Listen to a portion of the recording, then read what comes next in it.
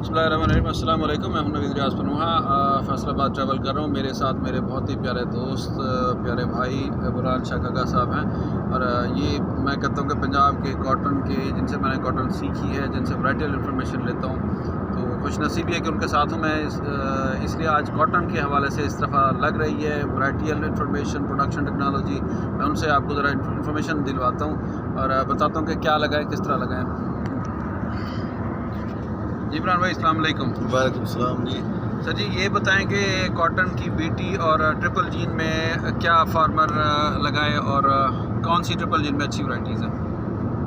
नवीद भाई, इसमें तो कोई शक नहीं कि लेटेस्ट टेक्नोलॉजी है, हमें वही अडॉप्ट करनी चाहिए, ट्रिपल जीन। क्योंकि बीटी में आपको वीट का भी प्रॉब्लम आता है, लेबर अब मिलती नहीं है और महंगी है अगर मिलती है। दूसरा ये है कि पिंक बोलवर्म जो है वो भी नुकसान देता है, जो कि साइलेंट किलर है। तो लाभ आला अल्टीमेटली बहुत अच्छी चीज़ है ट्रांसजेनिक कॉटन। अच्छा, इसमें अच्छी वैराइटीज़ की तो हमेशा वैराइटीज़ जो हाई यील्डर है ना जी, उसमें FA333 है जी, उसमें CS 200 है, उसमें बदेशर साहब की BS313 है, राइट, और कैम की कुछ 6-7 CKC6 CKC7, ये हाई यील्डर है। इसमें तो इनको लगाना चाहिए। इसमें हम अभी मार्च कास्ट में कितना यील्ड हम अज्यूम कर लें, या आपने भी तो लगाई थी 2 साल पहले, तो कितनी यील्ड आपने ली थी, या फार्मर को कितना है कम से उसके जहन में बिजनेस बिठा सकते हैं? देखिए जी, अगर मौसम खुश्क रहे जी, जुलाई अगस्त सितंबर में ज़्यादा बारिशें ना हो तो आराम से 60 से 70 मन आ सकती है। क्योंकि उसमें एक तो पिंक बोलवर्म का नुकसान नहीं होता जी, दूसरा ये होता है कि वीड आपका खाद का हिस्सा नहीं खाती, सही, सारी खाद आपकी फसल को ही लगती है। सही।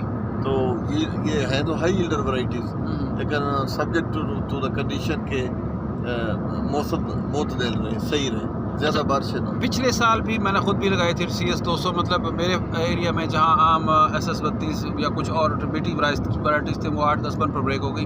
हम लोग भी 30 पर चले गए थे मार्च कास्ट में। तो आपका क्या तजुर्बा रहा? क्या वाकई पिछले साल तो कॉटन के लिए वर्स्ट साल था ना, मौसम के हवाले से देखें तो बुरे हालात में भी ये, मेरे ख्याल में आपके तजुर्बे में पिछला साल कैसा रहा? पिछला साल बहुत बुरा रहा, स्प्रे भी ज़्यादा हुए, खादें भी ज़ाया हुई ओवर रेनिंग से, लीच डाउन हुई, लेकिन फिर भी जो है ना गुजारा हो ही गया। 30 से 40 मन 50 मन तक जिम्मेदार ले लिया। सही। फिर जैसे दोबारा चला ली बारिशों के बाद, खाद वगैरह दी, उसको स्प्रे अच्छे किए तो वो 60-70 पे भी गए। सही।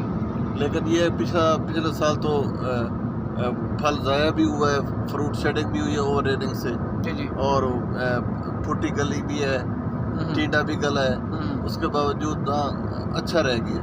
अगर इस दफ़ा मौसम गर्म खुश्क रह जाता है, जैसे कि इस दफ़ा बारिशों की मशीन, कम बारिशों की मशीन, बिल्कुल आई एग्री। तो मुझे उम्मीद है कि ये जो है ना ट्रांसजेनिक कॉटन, ये मरतूब मौसम में शेडिंग ज़्यादा करती है बनिस्बत खुश्क के। सही। अगर खुश्क मौसम रहता है और आप खाद पानी सही लगाते हैं तो कोई वजह नहीं कि आपकी 60 से 70 मन पैदावार ना आए। सही हो गया। अच्छा, इसमें फिर ये बता दें कि गंदम के बाद कुछ लोग कहते हैं कि ट्रिपल जीन को गंदम के बाद ना लगाए। अगर गंदम के बाद लगाना भी चाहता है फार्मर, क्या बीटी लगाए, ट्रिपल जीन लगाए, इस पर क्या उसके है? देखें जी, ट्रिपल जीन जो है वो गंदम के बाद शेडिंग तो करती है जी, ये आपकी मैनेजमेंट पे है। कुछ मैनेजमेंट से आप 20 मन तक ले सकते हैं। जी जी। जैसे पिछले साल भी मैं सदारा से 20-21 मन बुरे हालात के बावजूद मैंने ये ली है मौसमी की। जी जी। लेकिन ये है कि वो शेडिंग तो उसमें आती है, राइट।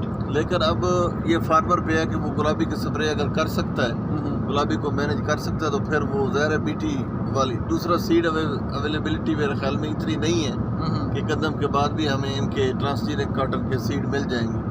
तो अगर सीड अवेलेबिलिटी होती है, सोर्स जो है ना वो ट्रस्टेबल है, जी जी, तो फिर लगा लें, कोई हर्जी नहीं। थोड़ी सी मैनेज करके अच्छी खाद पानी दे के उससे आप 20-25 मन ले सकते हैं।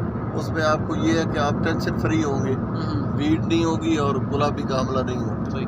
मतलब वो जो गंदम के बाद जड़ी बूटियाँ एकदम गर्मियों वाली निकलती हैं, उसमें वीड्स की आसानी रहेगी, फिर बड़ी आसानी रहेगी, गोडी से आप बच जाएंगे।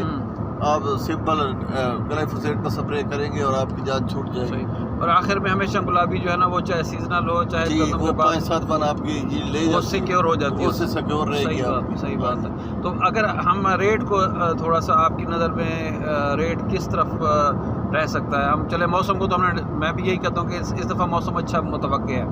اگر ریٹ 8 سے 10 ہزار بھی رہے آئی تھنک کہ پھر بھی کپاس لگانی چاہیے. دیکھیں جی جیسے تو ہم دیکھ رہے ہیں کہ ڈالر 300 پہ پہنچا ہوا ہے رائٹ روپے کے مقابلے میں, تو ریٹ امید تو ہے کہ 8 سے 10 ہزار رہے گا. صحیح ہو گیا. دوسرا کچھ ملیں بند پڑی ہیں ہماری, کچھ چل رہی ہیں, جی جی کوئی بہتری آئے گی, کچھ شاید بجٹ میں گورنمنٹ بھی کوئی سپورٹ کرے تو شاید 8 سے 10 ہزار 50 تو گورنمنٹ نے اعلان کیا ہے نا, تو 10 ہزار تک اگر رہے گا تو ٹھیک ہے.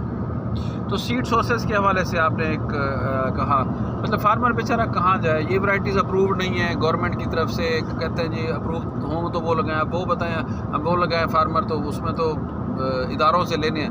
سیڈ سورسز کا میں نے پچھلے سال میرے قریبی فارمر نے کہیں سے لیا تھا ٹرپل جی, لیکن اس میں گلائفو تو ہو گیا لیکن گلابی ہم نے خود اس میں جا کے پکڑ لی تھی. اب اس طرح تو فارمر بھی بیچارہ رگڑے میں آ جاتا ہے. دیکھیں جی جہاں تک میرا خیال ہے کچھ فارمر نے اپنے سیڈ ملٹیپلائی کیے ہوئے جی, تو ہمیں چاہیے کہ وہاں سے لے لیں. ادارے تو دیں گے آپ کو 2 سے 4 kg. صحیح ہو گیا. ادارے کے پاس اتنا نہیں ہے سیڈ.